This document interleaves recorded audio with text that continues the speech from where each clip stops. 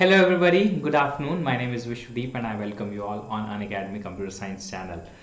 आज हम बात करेंगे डेटा माइनिंग के बेसिक्स की. Why I am teaching this particular thing also just because you should know the data mining also in the course of learning the machine learning and data science. तो data mining क्या है, क्या क्या इसके basic terms हैं, and what exactly we mean by data mining.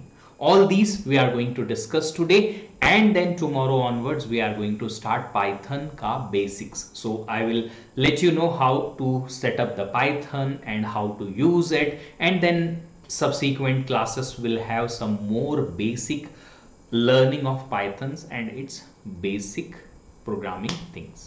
Okay, so let's begin the session. Before we start the session, let me introduce myself. My name is Vishwadeep and I'm working as a channel leader on this channel. As you all are aware of this particular channel's content, if not, then just go through the content we provide, and we try to give you lots of content on this channel for computer science related problems. You can see my entire profile here. I'm gonna teach you operating systems, C language, data structure, computer organization, machine learning, data science, coding interviews, problems, puzzles, and multiple other things on this particular channel. Apart from that, if you want to access more content, you can access more content from Unacademy's special classes, also absolutely free. You will have to just download the Unacademy Learner app, or you'll have to go to unacademy.com so that you can access to my profile and you can follow it, so that you will be able to access my free classes, which are special classes. These special classes are special because these are free. I am taking 9 a.m. daily to daily special classes, almost daily special classes, absolutely free. Right now I'm taking operating system in it, and if you want to listen my previously taken special classes also, those also you can access, but you will have to do one thing, which is this, that you will have to use the code VDEEP10 so that you can unlock the free classes. If you want to learn for GATE, in the preparation of GATE you will suffer from lots of problems. First problem is lack of guidance. What to do, what not to do, you don't know. How to prepare, you don't know. Which sequence of subjects, you don't know. Lots of doubts, you are not able to solve those doubts immediately and wasting lot of time. Lots of demotivation, lots of structured missing from the free classes, and all those things you can get here on our Unacademy Plus classes. If you want to join Unacademy Plus for your GATE ESE preparation, you can join for 1 month, 3 months, 6 months, 12 months, 18 months, and 24 months. Different packages are there based on your target exam preparation. You can take any of the subscription and you can go for the preparation. If you use the code VDEEP10, you will be able to get 10% discount plus my mentorship plus my team's support for your preparation. If you are the person who is not good in making the preparation plan and strategy in very well organized manner, go for Iconic subscription, in which you will be having all the facility of Unacademy Plus extra facility of a personal coach who will be giving you preparation strategy, preparation plan, your performance will be tracked, extra practice sets and notes will be given, booster sessions will be given, test analysis will be given to you. This Iconic subscription is available for just 24 months and 12 months, and again if you use the code VDEEP10 you'll be able to get 10% discount plus my mentorship.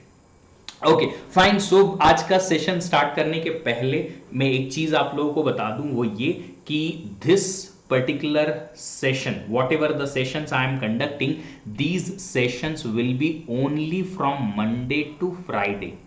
So many members have asked me, sir क्या होगा इस session का, आप Saturday को लेंगे या नहीं लेंगे, आपने लिए नहीं, 2 दिन गैप हो गया. तो dear friends, students, learners, these sessions will be only from Monday to Friday. In the launch event also I told you, again I am repeating so that you will not wait for my sessions on Saturday and Sunday. Only Monday to Friday these sessions will be conducted.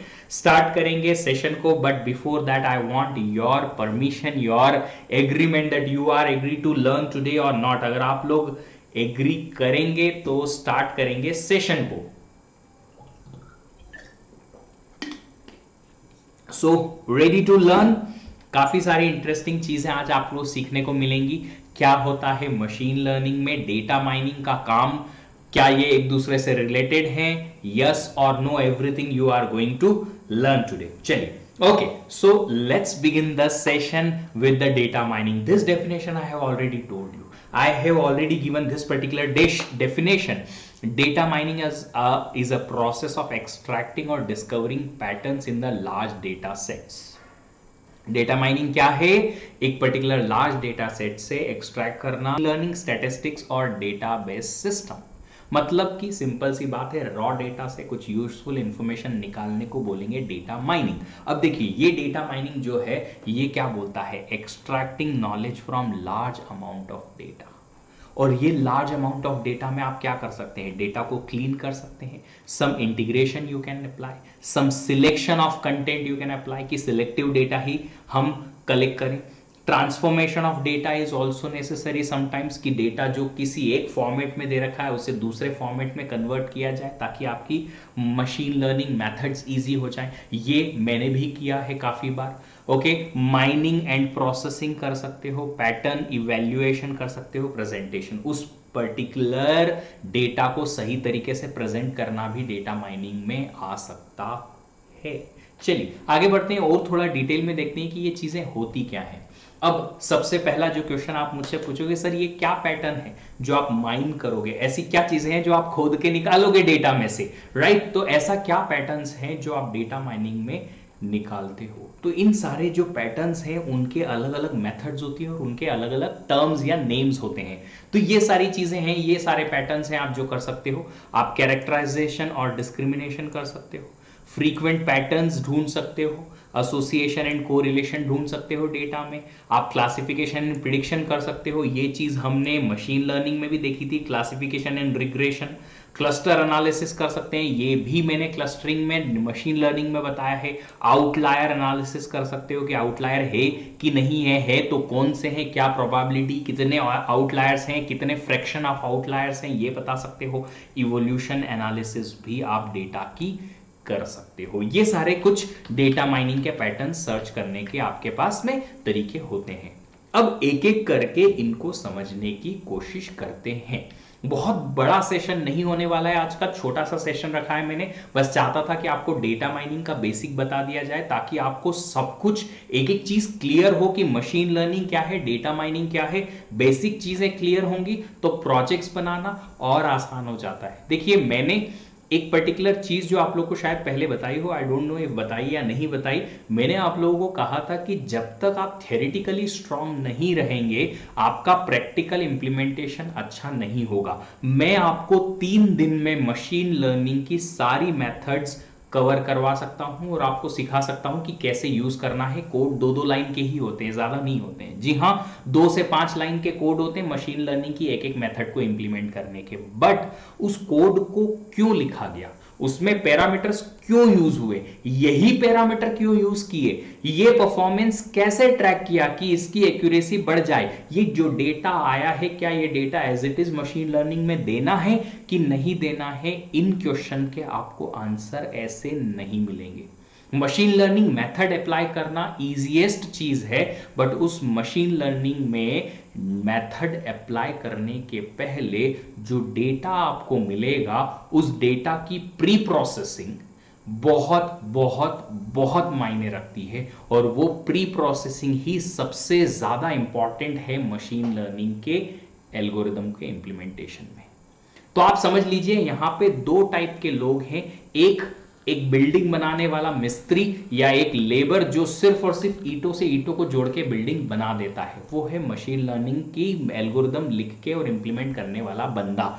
दूसरा होता है architect जो ये decide करता है कि भाई यहां पे ही दरवाजा गेट बनेगा, यहां विंडो बनेगी, यहां इतनी फीट की इतनी दीवार बनेगी, इतनी वॉल होगी, यहां पे किचन आएगा, यहां पे क्या चीज आएगी। This particular thing is more important, architecture is more important. And architecture ही होता है एक जो रॉ डेटा है उसे कन्वर्ट करना या ट्रांसफॉर्म करवाना उस पर्टिकुलर फॉर्मेट में, उस पर्टिकुलर फॉर्म में, जिससे कि हमारा मशीन लर्निंग का algorithm best result they.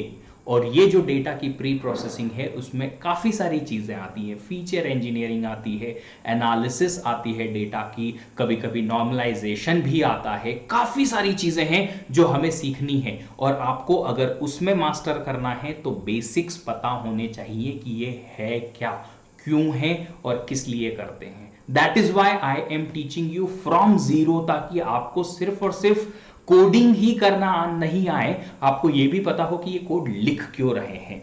Okay, so if you guys are on the same page कि हाँ सर हम सीखेंगे सब कुछ, give me a thumbs up और यस नो व्हाटएवर, आपके कुछ वर्ड्स कमेंट में आने चाहिए। फिर स्टार्ट करते हैं एक एक चीजों को। कैरेक्टराइजेशन और डिस्क्रिमिनेशन क्या होता है? कैरेक्टराइजेशन का मतलब है कि आपको एक particular certain kind of characterise या कैरेक्टरिस्टिक बतानी है किसी पर्टिकुलर डेटा की। जैसे कि एक एग्जांपल में यहां लेके आया हूं, characteristics of customers who buy a certain kind of products.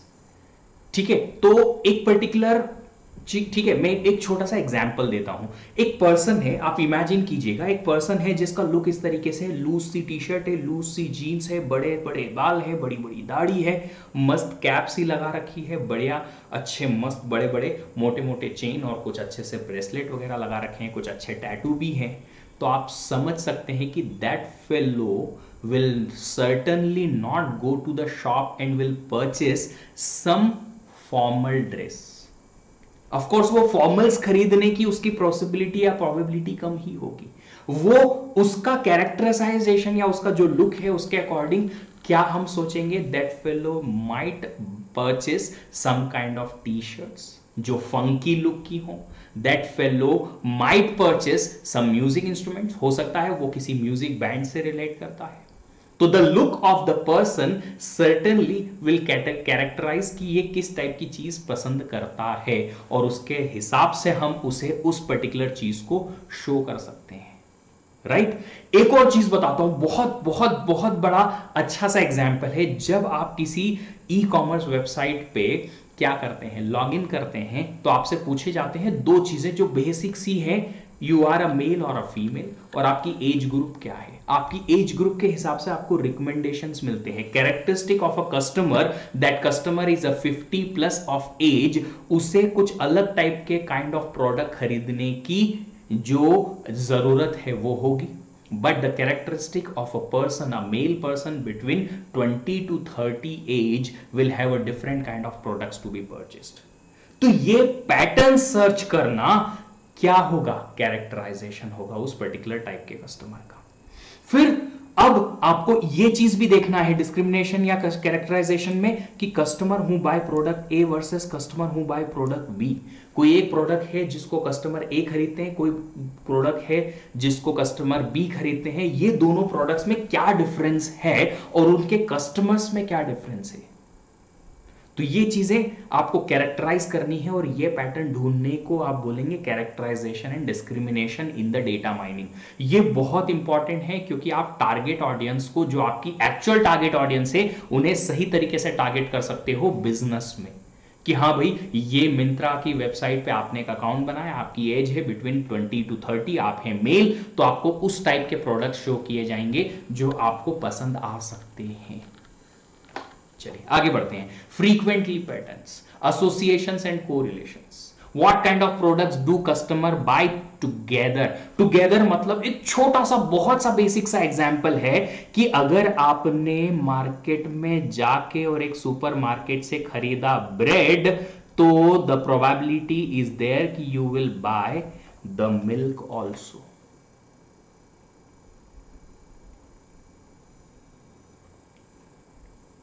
Yes yes yes yes और नॉट।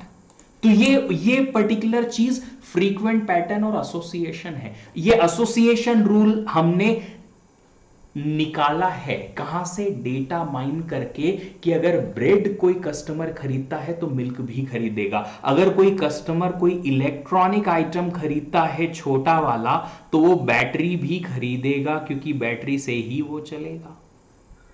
ये कुछ एसोसिएशन रूल होते हैं। ये एसोसिएशन रूल एक पर्टिकुलर एल्गोरिदम होती है। हम डेटा माइनिंग उतना डिटेल में पढ़ेंगे नहीं, बट कभी अगर बाय चांस आपके रास्ते में आ जाए तो उसे हम बोलते हैं अप्रायोरी एल्गोरिदम।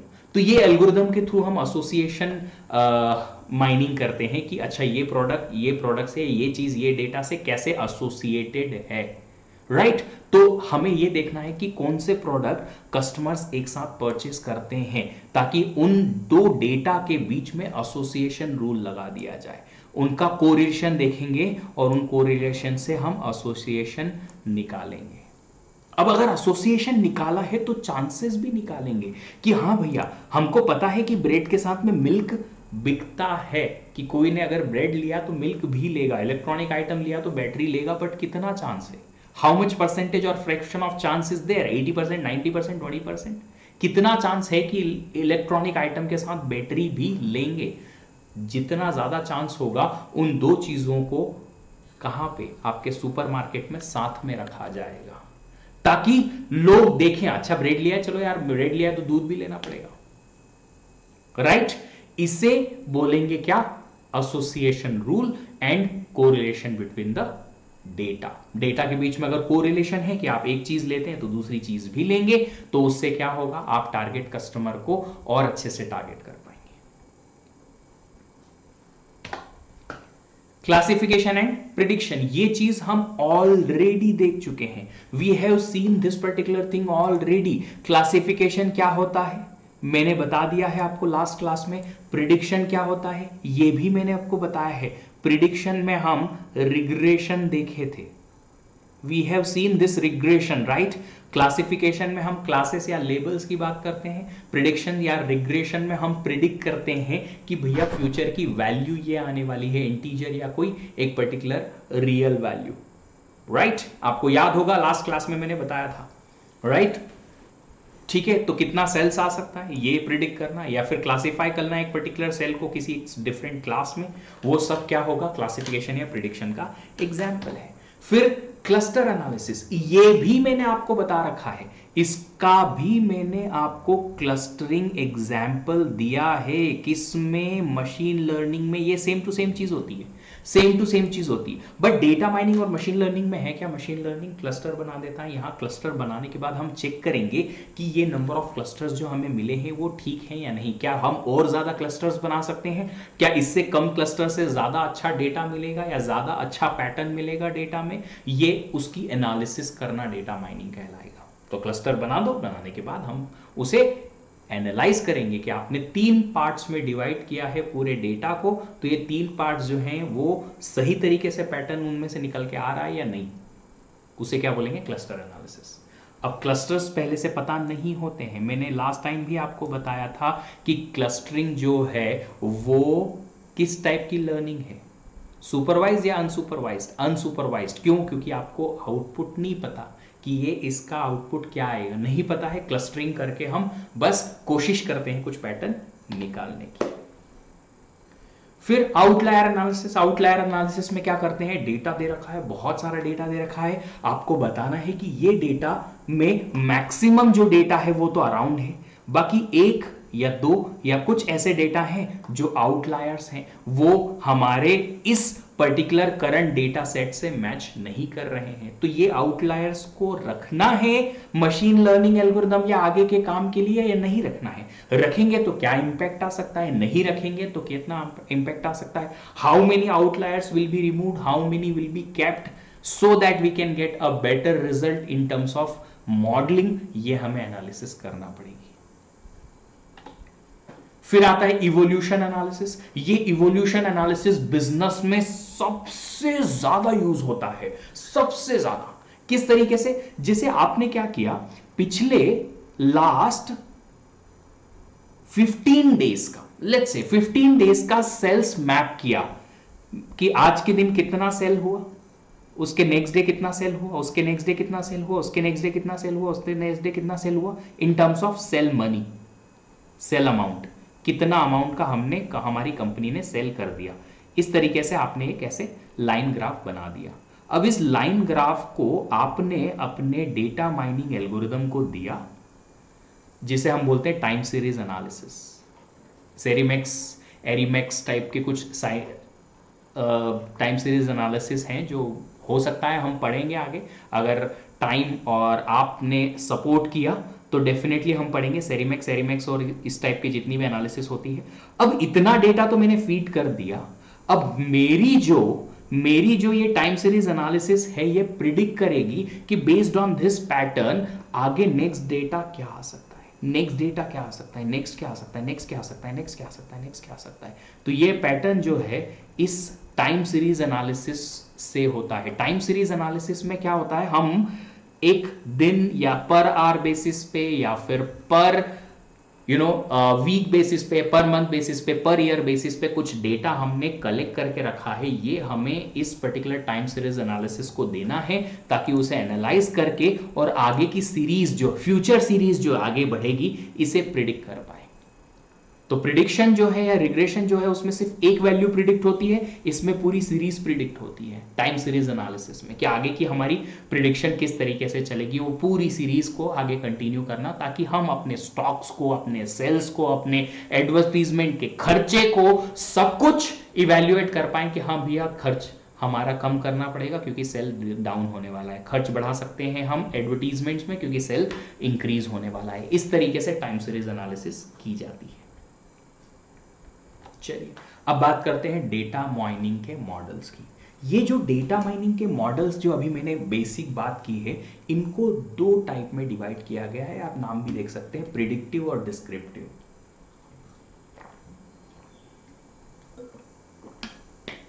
दो टाइप के लोग होते हैं दुनिया में, एक वो जो पास्ट में जीना पसंद करते हैं और उसी को ही एनालाइज करते रहते हैं, दूसरे टाइप के वो जो फ्यूचर को एनालाइज करते हैं और उसी के बारे में सोचते रहते हैं। राइट, यही दो लोग हैं। प्रिडिक्टिव हम बात करेंगे फ्यूचर की, डिस्क्रिप्टिव हम एनालाइज करेंगे पास्ट को। डिस्क्रिप्टिव डेटा माइनिंग का मतलब है कि जो डेटा हमारे पास है उसी में ही पैटर्न सर्च करके डिस्क्रिप्शन उसका देना, प्रोवाइड द डिस्क्रिप्शंस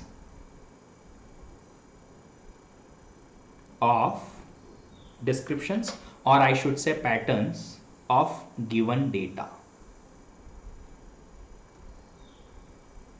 तो कुछ डेटा माइनिंग टेक्निक्स होती हैं सिर्फ और सिर्फ डिस्क्रिप्शन देंगी कि भैया ये डेटा दे रखा था, इसमें एसोसिएशन है, हाँ ये पॉइंट, ये डेटा इस डेटा से एसोसिएट करता है कि कोई ब्रेड खरीदेगा तो कोई ना कोई मिल्क जरूर खरीदेगा, प्रोबेबिलिटी है, हाई है। डिस्क्रिप्शन देना about the data. Predictive analysis क्या करेगा? प्रिडिक्टिव एनालिसिस करेगा prediction of future, prediction of future. तो दो टाइप की डेटा माइनिंग हो सकती है, हमें या तो गिवन डेटा से डिस्क्रिप्टिव एनालिसिस चाहिए कि इसका डिस्क्रिप्शन दे दो भाई, इतना ही काफी है, या फिर हमारा जो टारगेट है वो हो सकता है कि हम फ्यूचर को प्रिडिक्ट करें। ठीक है, अब देखो प्रिडिक्टिव में क्या आता है। प्रिडिक्टिव में क्लासिफिकेशन आते हैं, हमें क्लासेस प्रिडिक्ट करनी पड़ेंगी, जी हाँ क्लासेस प्रिडिक्ट करनी पड़ेंगी कि ये किस क्लास में है। फिर हमारे पास रिग्रेशन आता है जो ऑलरेडी हम देख चुके हैं, हमें वैल्यू प्रिडिक्ट करनी है कि आगे की वैल्यू क्या आ सकती है अगर हमारे पास इतना इतना इतना इतना ये डेटा दे रखा है। मैंने रिग्रेशन में एक एग्जांपल हाउस प्राइस का भी दिया था कि आपको ढेर सारा डेटा दे रखा है कि एक पर्टिकुलर एरिया में ये वाला घर है, इस घर का इतना स्क्वायर फीट है, ये हाउस है, ये फ्लैट है, या उसका साइज कितना है, कितने फ्लोर्स हैं, उसमें क्या क्या फैसिलिटीज हैं, वो फर्निश्ड है कि नहीं है, वो अनफर्निश्ड है, कितना ओपन स्पेस है, सब कुछ मिला के सारा डेटा दे रखा है और उसकी प्राइस। ऐसे मैंने 1000 हाउसेस का डेटा दे रखा है आपको। फिर एक अगर नए हाउस का डेटा मेरे को प्रिडिक्ट करना है कि भैया बताओ कि ये वाले हाउस की ये डिटेल है तो इसका हाउस का प्राइस कितना आना चाहिए, तो आपका फिर रिग्रेशन जो है वो प्रिडिक्ट करके देगा कि ये हाउस की ये फैसिलिटी के अकॉर्डिंग इतना पैसा बनना चाहिए। फिर टाइम सीरीज एनालिसिस, अभी जस्ट मैंने बताया टाइम सीरीज एनालिसिस क्या होती है, राइट। टाइम सीरीज एनालिसिस और रिग्रेशन में सिर्फ इतना ही डिफरेंस है, रिग्रेशन में सिर्फ एक वैल्यू प्रिडिक्ट होती है, टाइम सीरीज में एक पूरी सीरीज प्रिडिक्ट होती है, राइट। फिर आता है प्रिडिक्शन जो कि नथिंग बट इन सब का ही कॉम्बिनेशन है। फिर हमारे पास डिस्क्रिप्टिव में क्या आता है, डिस्क्रिप्टिव में आता है clustering, which already we have talked about कि क्लस्टरिंग होती क्या है।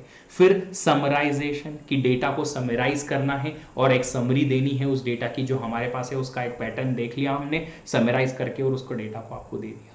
फिर हमारे पास एसोसिएशन रूल है, एसोसिएशन रूल के बारे में ब्रेड मिल्क का एग्जाम्पल आपको हमेशा याद रहेगा। सीक्वेंस डिस्कवरी भी होती है कि डेटा में कोई स्पेसिफिक सीक्वेंस है तो उसकी डिस्कवरी करो, जो ऑलरेडी डेटा है उसकी सीक्वेंस किस तरीके से बन रही है वो डिस्कवरी करना, राइट। अब कुछ क्वेश्चंस आपके सामने मैं बताने वाला हूं। अब ये जो क्वेश्चन है वो क्वेश्चन आपको बताना है कि क्या ये क्वेश्चंस डेटा माइनिंग को बिलोंग करते हैं या नहीं। कुछ टास्क मैं आपको दूंगा, आपको बताना है कि क्या ये डेटा माइनिंग के टास्क हैं या नहीं। पहला क्वेश्चन है dividing the customers of a company according to their genders. क्या किसी कंपनी के कस्टमर्स को उनके जेंडर्स के अकॉर्डिंग दो पार्ट में डिवाइड करना, ये फीमेल ये मेल, क्या ये डेटा माइनिंग टास्क है, यस और नो। मैं आपके आंसर्स का वेट करूंगा, उसके बाद ही आगे नेक्स्ट क्वेश्चन पे बढ़ूंगा। ऐसे कुछ क्वेश्चंस हैं जो आपको एक्चुअली ये पता करवाएंगे या आपके दिमाग में ये थोड़ा सा आइडिया दिलवाएंगे कि हाँ भैया ये है जो डेटा माइनिंग का काम है और ये नहीं है। यस और नो, आपका आंसर जो भी आए जल्दी से आप मुझे बताएं तो फिर हम बात करेंगे।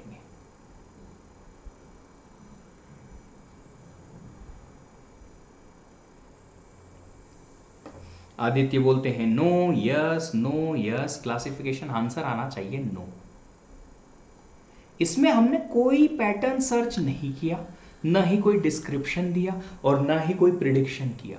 ये एक सिंपल डेटाबेस क्वेरी से हो सकता है, तो फिर डेटा माइनिंग का कोई जरूरत नहीं है इसमें। Data mining is more intelligent, more smart, more detailed work on the data. ये काम जो है एक सिंपल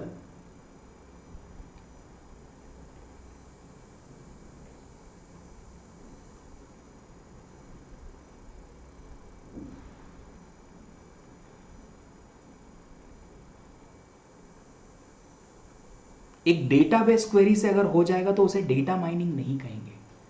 आपको लगेगा कि सर ये तो बाइनरी क्लासिफिकेशन का एग्जाम्पल है, बट बाइनरी क्लासिफिकेशन में हम बहुत सारे डेटा को ढेर सारी एनालिसिस करने के बाद में दो क्लासेस में डिवाइड करते हैं। यहां पे ऐसा नहीं है डियर, यहां पे कुछ एनालिसिस करनी ही नहीं है, यहां पे एनालिसिस करनी ही नहीं है।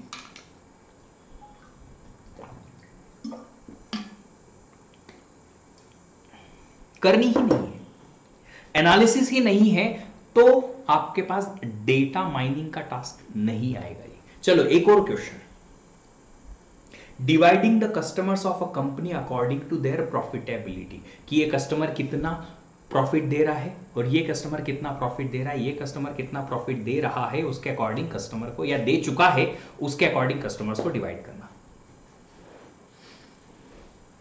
ऑलरेडी कस्टमर्स दे रखे हैं मैंने आपको ऑलरेडी उनकी प्रॉफिटेबिलिटी दे रखी है कि ये कस्टमर आपको इतना प्रॉफिट देता है। I have given you the profits given by the customers. उन्हें बस डिवाइड करना है कि ये कस्टमर जो है ये इस रेंज में प्रॉफिट देते हैं, ये कस्टमर इस रेंज में प्रॉफिट देते हैं, ये कस्टमर इस रेंज में प्रॉफिट देते हैं।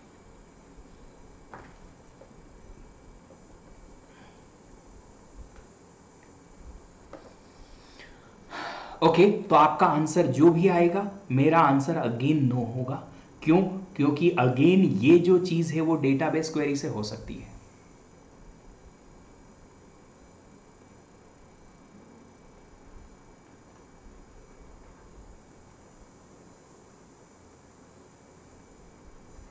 रेंज के थ्रू आप फिल्टर कर सकते हो डेटाबेस में, बट अगर कोई आपसे बोले कि इस कस्टमर की फ्यूचर प्रॉफिटेबिलिटी कितनी होगी ये प्रिडिक्ट करना, तो फिर वो डेटा माइनिंग होगा। नहीं होगा। क्यों? क्योंकि अभी ये प्रॉफिटेबिलिटी के अकॉर्डिंग कस्टमर्स को अगर डिवाइड करना है, ग्रुप बाय कर दो यार, ग्रुप बाय कर दो प्रॉफिटेबिलिटी के अकॉर्डिंग। आप अलग अलग अलग अलग ग्रुप में बांट सकते हो जिन जिन की जो प्रॉफिटेबिलिटी आपको दे रखी है उनके according. But the thing is क्या बोल रहा हूं मैं, प्रॉफिटेबिलिटी ऑलरेडी गिवन है हर एक कस्टमर की, उन्हें सिर्फ डिवाइड करना है अलग अलग कि ये भैया ये प्रॉफिटेबिलिटी का ये कस्टमर, ये प्रॉफिट का ये कस्टमर, ये प्रॉफिट का ये कस्टमर, मिनिमम प्रॉफिट का ये कस्टमर, मैक्सिमम प्रॉफिट का ये कस्टमर, डिवाइड करना था कस्टमर्स को बस। अगर मैंने कहा कि आपको प्रॉफिटेबिलिटी कैलकुलेट करनी है फ्यूचर की, तो वो फिर हमारे पास प्रिडिक्टिव डेटा माइनिंग में आएगा। समझ पा रहे हो? Can be done in this, but if we will have to predict the future profitability of a customer, then वो फिर क्या होगा? Yes, that will be data mining task. किस टाइप का डेटा माइनिंग टास्क होगा? डिस्क्रिप्टिव या फिर predictive? Predictive.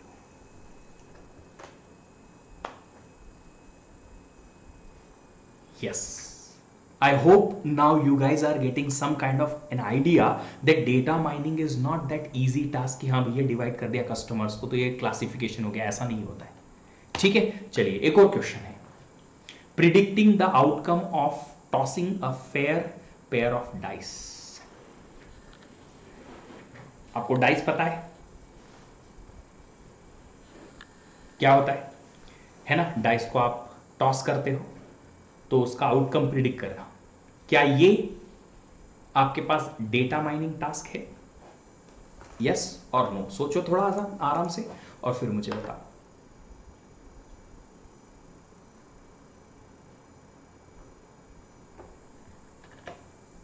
अगर है तो क्यों है, नहीं है तो क्यों नहीं है? दोनों के आंसर अगर आप दोगे तो मुझे भी मजा आएगा। यस और नो?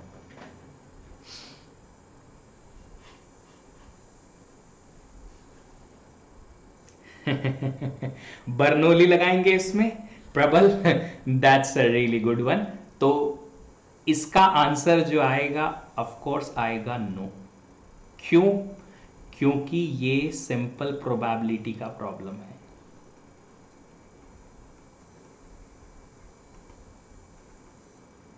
डेटा का तो कहीं यूज ही नहीं हुआ इसमें, डेटा का तो इसमें कुछ यूज ही नहीं हुआ। डेटा माइन करना पड़ेगा ना, प्रिडिक्शन ही सब कुछ नहीं है कि हाँ प्रिडिक्ट करना मतलब यस, ऐसे तो मैं भी प्रिडिक्ट कर लूंगा कि आज से 3 साल बाद आप सब लोग किसी अच्छी कंपनी में जॉब कर रहे होंगे, but it's not a data mining task. मैंने जस्ट प्रिडिक्ट कर लिया, दैट्स इट। तो हर चीज का प्रिडिक्शन हमारे पास कभी प्रोबेबिलिटी प्रॉब्लम नहीं आएगा, सॉरी डेटा माइनिंग प्रॉब्लम नहीं आएगा। ये प्रोबेबिलिटी का सिंपल सा प्रॉब्लम है जो आप आराम से फिक्स कर सकते हैं, क्योंकि आपको tossing a coin which is fair या tossing a dice which is fair, उसकी प्रोबेबिलिटी आपको पता होती है, राइट? तो प्रोबेबिलिटी के अकॉर्डिंग आप प्रिडिक्ट कर सकते हो आउटकम को इजीली। जो भी आउटकम आपको निकालना है वो इजीली आउटकम प्रिडिक्ट कर सकते हो। It's just a probability problem, आपको कुछ डेटा यूज नहीं करना है। ठीक है, चलो एक और question. Predicting the future stock price of a company using historical records. क्या ये डेटा माइनिंग का टास्क है? यस प्रबल, बर्नौली से काम हो जाएगा। अब ये तो तुमको सबको कम से कम पता होना ही चाहिए। अगर आप बोलते हो यस तो मुझे ये भी बताना कि किस टाइप का डेटा माइनिंग टास्क है ये। What type of data mining task it is? It is predictive, और प्रिडिक्टिव में भी कौन सा है? रिग्रेशन।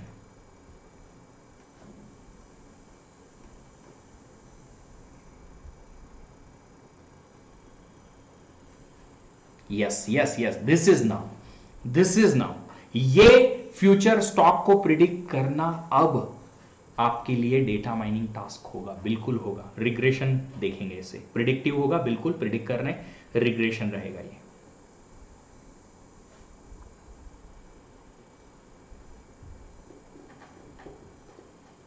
चलो, तो I hope you guys are clear about this. Monitoring seismic waves for earthquake activities.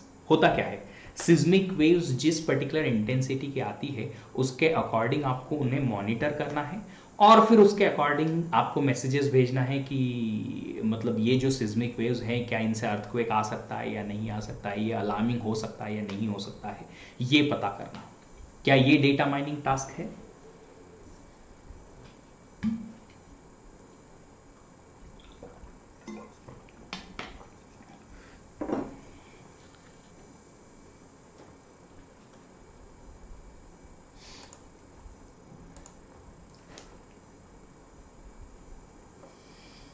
Pratyush Anand, that's a really detailed answer. Really great to see such kind of detailed answers also. I'm glad you guys are trying to learn. That's pretty amazing. Yes, it will be. Seismic waves को बराबर तरीके से analyse करना पड़ेगा, उन waves की intensity कितनी है, किस एरिया में है, किस तरीके की है, कितनी डीप है, कितनी होलो है, ऊपर है या नीचे है, ज़मीन के कितना नीचे से है, उसका सिज्मिक सेंटर क्या है, बहुत सारी चीज़ों को एनालाइज करके और ये प्रिडिक्ट किया जाएगा कि अर्थक्वेक आने की प्रोबेबिलिटी है या नहीं, या अर्थक्वेक आएगा तो क्या ये अलार्मिंग हो सकता है या नहीं। उसके बेसिस पे कोड्स जनरेट किए जाएंगे कि कोड रेड है भैया, हाँ ये तो बहुत ज़्यादा अलार्मिंग सिचुएशन है। So yes, it will be.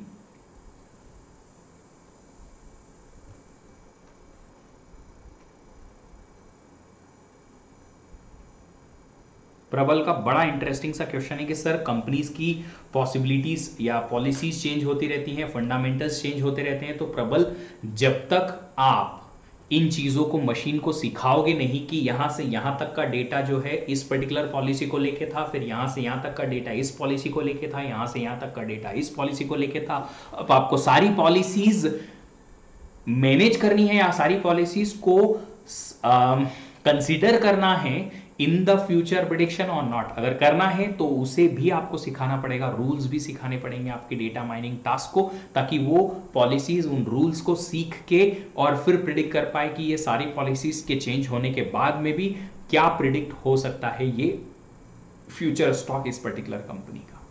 देखना जरूरी है, वो भी देखना जरूरी है, उसे हमें सिखाना जरूरी है। यस, प्रिडिक्टिव, और इसे हम बोलेंगे क्लासिफिकेशन का प्रॉब्लम, क्लासिफिकेशन प्रॉब्लम, कि हाँ ये अलार्मिंग सिचुएशन है या नहीं, ये क्लासिफिकेशन का प्रॉब्लम है।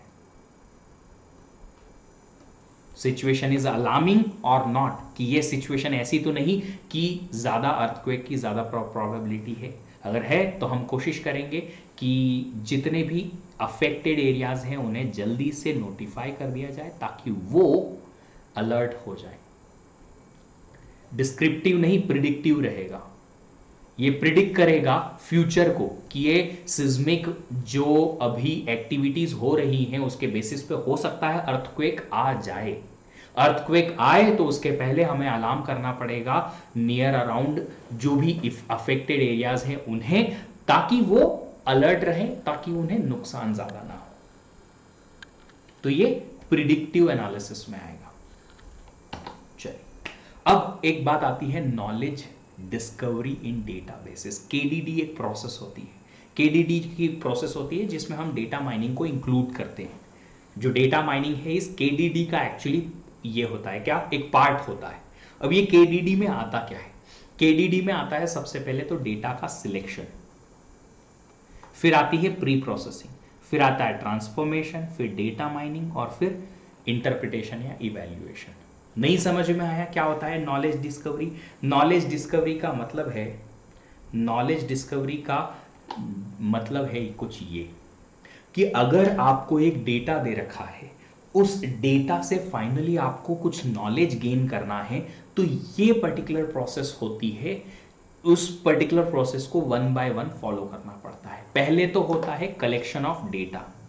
कभी कभी एक पर्टिकुलर टारगेट के लिए आपको सारा डेटा नहीं चाहिए होता है, तो कुछ डेटा आपको छोड़ना पड़ता है। यस तो कभी कभी आपको कुछ फीचर्स या कुछ पर्टिकुलर ऐसे वैल्यूज या ऐसे डेटा रहते हैं जिन्हें छोड़ के आना पड़ता है कि भैया इसका कोई काम नहीं है, तो वही कलेक्ट करना है जो हमारे टारगेट में काम आए। जैसे कि ये वाला जो क्वेश्चन मैंने दिया था कि predicting future stock price of a company. अब इस पर्टिकुलर फ्यूचर स्टॉक में किसी एक एम्प्लॉय ने कितना सेल किया है उसकी जरूरत नहीं है, किसी एक एम्प्लॉय ने कितना सेल किया है उसकी जरूरत नहीं है, जितना डेटा सिर्फ फ्यूचर स्टॉक को या उसके प्राइस को अफेक्ट कर सकता है उतना ही डेटा चाहिए।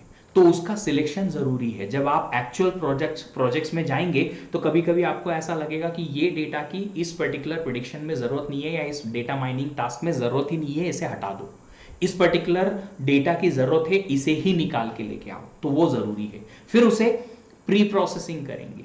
कभी कभी डेटा कुछ इनकरेक्ट भी हो सकता है, कुछ जगह पे मिसिंग डेटा भी हो सकता है। लाइक क्या कि जैसे मैंने आपको एक डेटाबेस दिया, ढेर सारा डेटा दिया, वो डेटा में मैंने आपको दिया कि एक पर्टिकुलर लोकेशन है, लेट्स से बैंगलोर लोकेशन की मैंने पिछले एक साल की 365 डेज की आपको पूरा का पूरा वेदर कंडीशंस दे रखी है। अब वेदर कंडीशन मैंने हर चीज दे दी, बट कुछ दिन ये नहीं दिया कि ये रेनी डे था कि सनी डे था या क्या था। कुछ दिन का डेटा मिसिंग है, कुछ दिन का डेटा मिसिंग है। आप समझ सकते हैं डेटाबेस की टर्म्स में कि वो वैल्यूज नल है वहां पे।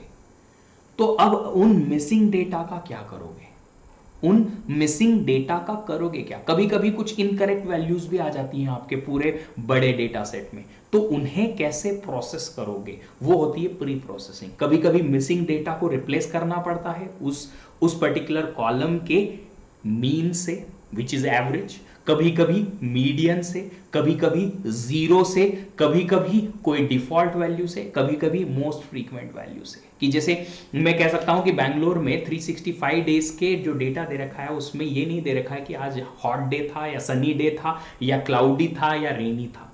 बट जिस तरीके से मेरे को पता है कि 365 में से 350 डेज पे या लेट्स से 300 डेज पे क्लाउडी होता है बैंगलोर में, तो 3-4 जो मिसिंग जगह है उनको भी मैंने क्लाउडी से रिप्लेस कर दिया। तो मोस्ट फ्रीक्वेंट जो पर्टिकुलर वैल्यू है उसे रिप्लेस करना है इस मिसिंग डेटा को, या किस चीज से रिप्लेस करें, या उस पूरे रो को ही हटा दो कि हमको जो मिसिंग है उसको हटा देंगे, हमको उसको यूज ही नहीं करना है प्रिडिक्शन में। ये चीज प्री प्रोसेसिंग होती है। ये बहुत इंपॉर्टेंट है, प्री प्रोसेसिंग बहुत इंपॉर्टेंट है। मैंने आपसे कहा था इस पर्टिकुलर लेक्चर के मिडिल में भी कि ये पर्टिकुलर चीज बहुत इंपॉर्टेंट है कि डेटा को किस तरीके से ऐसा बनाया जाए, कैसे ऐसा बनाया जाए कि वो डेटा माइनिंग मशीन लर्निंग के काम आ सके, सही तरीके से काम आ सके, वो बहुत जरूरी है। मैंने सबसे पहला एक प्रोजेक्ट किया था अपना, उस प्रोजेक्ट में मेरे सबसे पहला रिजल्ट आया था 60% एक्यूरेसी। क्यों? क्योंकि I was not good enough with this. Then I have learned what to do अगर हमें डेटा प्रोसेसिंग नहीं आती है तो। फिर धीरे धीरे करके जब एक्यूरेसी इंप्रूव हुई तो I could achieve up to 95% accuracy. जो मेरा मॉडल मैंने बनाया था वो सेम मॉडल 95% तक एक्यूरेट हो गया, same to same, but data इस बार मैंने अलग तरीके से प्री प्रोसेस किया। तो ये आपको सोचना, समझना, सीखना जरूरी है कि प्री प्रोसेसिंग कैसे करेंगे, ये वाला ही क्यों करेंगे, इसमें ये इस तरीके से करेंगे, किसमें किस तरीके से करेंगे, ये प्री प्रोसेसिंग समझना जरूरी है। फिर आता है ट्रांसफॉर्मेशन। ट्रांसफॉर्मेशन क्या है? ट्रांसफॉर्मेशन ये है कि सपोज आपने पूरा मैथमेटिकल मॉडल इंप्लीमेंट किया, तो आप चाहते हो जितने भी डेटा के आपके पास कॉलम्स हैं, column number 1, column number 2, column number 3, ऐसे जितने भी कॉलम्स हैं इन सब की वैल्यूज आपके पास नंबर्स में ही आए, सबकी वैल्यू नंबर में ही रहे, ताकि जो मैथमेटिकल मॉडल है उस पे काम कर पाए। अब कॉलम नंबर 2 में आपके पास तो जेंडर है, यहां पे कुछ मेल है, कुछ फीमेल है, तो आप क्या करोगे, इन वैल्यूज को ट्रांसफॉर्म करवाओगे उस टाइप के पैटर्न में जिसको आपका डेटा माइनिंग मेथड या मॉडल या फिर मशीन लर्निंग मॉडल समझ पाए। अगर आपने रिग्रेशन यूज किया, रिग्रेशन में हर वैल्यू को नंबर में, या हर कॉलम की वैल्यू आपको नंबर में ही आनी चाहिए, तो आप ट्रांसफॉर्म करा दोगे, मेल को 0 बना दो, फीमेल को 1 बना दो। बट क्या ये काम करेगा, ये फिर आपको देखना पड़ेगा कि क्या मेल को 0 1 बनाने से काम चलेगा या मेल को 1 फीमेल को 2 बनाने से कुछ डिफरेंस आएगा, ये सारी चीजें देखनी पड़ेगी। फिर कभी कभी क्या होता है, आपकी जो कुछ कॉलम्स की वैल्यूज है, जैसे एक कॉलम की वैल्यू में आपके पास है सेल्स और ये सेल है करोड़ों की वैल्यू, बहुत बड़ी बड़ी वैल्यूज, यहां दूसरे कॉलम्स छोटे छोटे हैं, यहां बड़ी बड़ी वैल्यू है। तो ये बड़ी बड़ी वैल्यू जो है आपके मैथमेटिकल मॉडल को इन्फ्लुएंस कर सकती है एक तरफ जाने में। और कैसे करेंगी ये हम रिग्रेशन में देखेंगे, जब लीनियर मॉडल इंप्लीमेंट करने की कोशिश करेंगे मैं बताऊंगा कि ये देखो ये बड़ी वैल्यू ज्यादा इन्फ्लुएंस करेगी आपके आंसर को। तो उस इन्फ्लुएंस को कम करने के लिए हमें नॉर्मलाइजेशन करना पड़ेगा कि सारी वैल्यूज एक ऐसी रेंज में, एक ऐसे नॉर्मलाइज्ड वे में रिप्रेजेंट हो ताकि आपका जो मॉडल है वो परफेक्टली काम करे। अब आपको समझ में आएगा कि हाँ ये बहुत जरूरी है सर, ये बहुत जरूरी है। तो डेटा माइनिंग अप्लाई करने के पहले ये प्रोसेस सबसे ज्यादा इंपॉर्टेंट है और लोग इसको करने का लाखों करोड़ों चार्ज करते हैं। कुछ लोग इंडस्ट्री में हैं जो फ्रीलांसर सिर्फ और सिर्फ क्या काम करते हैं, यही काम करते हैं। वो सिर्फ एडवाइजर के तौर पे काम करते हैं, जाते हैं कंपनी का डेटा उठाते हैं, उस कंपनी के डेटा को इस तरीके से प्री प्रोसेस और ट्रांसफॉर्म करते हैं कि वो डेटा उस कंपनी के एक्चुअल काम में आ जाए। और फिर उसके बाद कंपनी की टेंशन रहेगी डेटा माइनिंग की इंप्लीमेंटेशन करना, वो नॉर्मल कोई भी इंजीनियर कर सकता है। बट इसके लिए आपको चाहिए एक्सपीरियंस, और ये एक्सपीरियंस का लोग लाखों करोड़ों चार्ज करते हैं। यस माय डियर फ्रेंड, लाखों करोड़ों चार्ज करते हैं लोग आजकल। सिर्फ और सिर्फ धीरे धीरे करके जब अच्छी पोजीशंस पे चले जाते हैं तो अपनी परमानेंट जॉब छोड़ के और फ्रीलांसिंग सिर्फ और सिर्फ कंपनीज के लिए यही काम करते हैं and they earn a lot. फिर आती है एल्गोरिथमिक टूल डेटा माइनिंग, जो कि बहुत इजी होगा। एक बार अगर डेटा मिल गया तो डेटा माइनिंग अप्लाई करना बस सबसे इजी काम रहेगा। और उसके बाद फिर जो डेटा माइनिंग आपने की है उसको सही तरीके से विजुअलाइज करके रिप्रेजेंट करना। मैंने ये डेटा विजुअलाइजेशन पहले भी बताया था लास्ट क्लास में भी कि क्यों जरूरी होता है। डेटा विजुअलाइजेशन बहुत जरूरी है। रिजल्ट तो मिल गया बट उस रिजल्ट को विजुअलाइज भी तो करवाओ भैया। कैसे, वो इंटरप्रिटेशन या इवेल्युएशन में हम देखते हैं। That is the knowledge discovery of the database, KDD process. I hope आपको ये क्लियर हुआ। तो ये डेटा माइनिंग सिर्फ एक छोटी सी प्रोसेस है बट उसके पहले जो प्री प्रोसेसिंग ट्रांसफॉर्मेशन होता है ये बहुत बहुत बहुत इंपॉर्टेंट है, बहुत ज़्यादा इंपॉर्टेंट है। चलिए, तो आज का सेशन आज हम यही क्लोज करेंगे। कल से स्टार्ट करेंगे हम पाइथन के बेसिक्स। तो हम कल देखेंगे पाइथन का सेटअप। जी हाँ, मैं आपको कुछ 1-2 आईडी बताऊंगा। अगर आप लोगों को अपना खुद का आईडी कोई चाहिए तो आप वो भी यूज़ कर सकते हैं। मैं यूजुअली सबलाइम टेक्स्ट यूज़ कर रहा हूँ काफ़ी टाइम से और मैं उसी में ही आपको पाइथन के कोड्स चला के बताऊंगा। तो कल से हम पाइथन स्टार्ट करेंगे। तो हम कल करेंगे पाइथन और उसका सेटअप। उसके नेक्स्ट डे हम बात करेंगे नंबर्स की, डेटा टाइप्स की, स्ट्रिंग्स की, फ्लोट्स की। फिर उसके बाद नेक्स्ट डे हम लोग tuples and list and dictionaries देख लेंगे। एंड धीरे धीरे करके हम पाइथन को 1 या 1.5 वीक में पूरा बेसिक कवर करने की कोशिश करेंगे, ताकि फिर हम जो मेन हमारा काम है, क्या डेटा माइनिंग में कैसे यूज करना है या मशीन लर्निंग में कैसे यूज करना है इस पाइथन को, वो सीख पाए। तो जैसे ही ये बेसिक खत्म हो जाएगा फिर हम नमपाई और पैंडास, जो 2 बहुत इंपॉर्टेंट लाइब्रेरीज हैं, वो सीखेंगे डेटा प्रोसेसिंग की।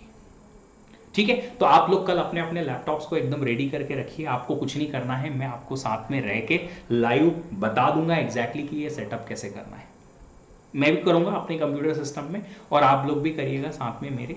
ठीक है, तो आप लोगों को बता दिया जाएगा कि ये सेटअप पूरा कैसे करना है, ताकि हम अपनी पाइथन की कोडिंग आगे कंटिन्यू कर सकें।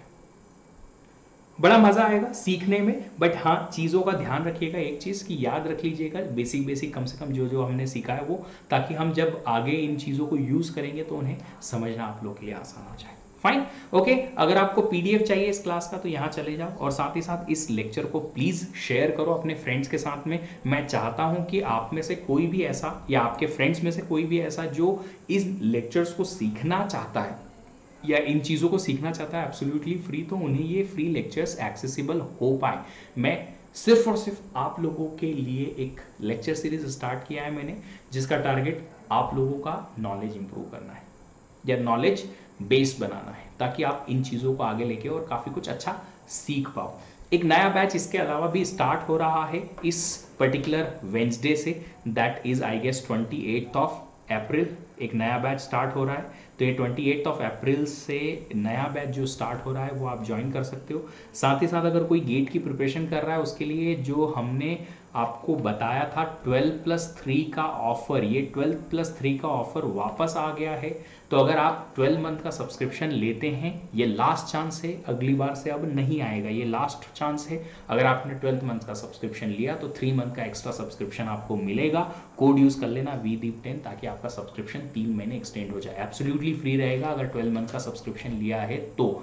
और साथ ही साथ हर Sunday to Sunday dear friends, ये हमारा अनअकैडमी का कॉम्बैट होता है। नेक्स्ट संडे भी होने वाला है, ये शायद 2 मई को है। 2 मई को नेक्स्ट संडे 11 AM को कॉम्बैट टेस्ट होने वाला है। गेमिफाइड कॉन्टेस्ट है जिसमें आपको फ्री, एकदम फ्री एनरोलमेंट मिलेगा। कोड यूज कर लेना VDEEP10 ताकि आपको ये अनलॉक हो जाए। इसमें करना क्या है, कुछ नहीं, कुछ क्वेश्चन सॉल्व करना है। अगर आपकी रैंक आती है 1 से लेके 3 तक, आपको 100% का स्कॉलरशिप मिलेगा, फ्री में एकदम आपको मिलेगा अनअकैडमी प्लस का सब्सक्रिप्शन। अगर आपकी रैंक है 4 से लेके 10 तक, आपको 75% का डिस्काउंट मिलेगा। अगर 11 से लेके 50 तक है तो 50% का डिस्काउंट मिलेगा। और अगर 51 से लेके 100 है तो आपको 25% का डिस्काउंट मिलेगा, which is more than usual 10% discount. तो सब्सक्रिप्शन लेने में देर मत करना। ये खेल को तो देखो यार, क्वेश्चन की प्रैक्टिस ही हो जाएगी आप लोगों की, आराम से क्वेश्चन की प्रैक्टिस हो जाएगी।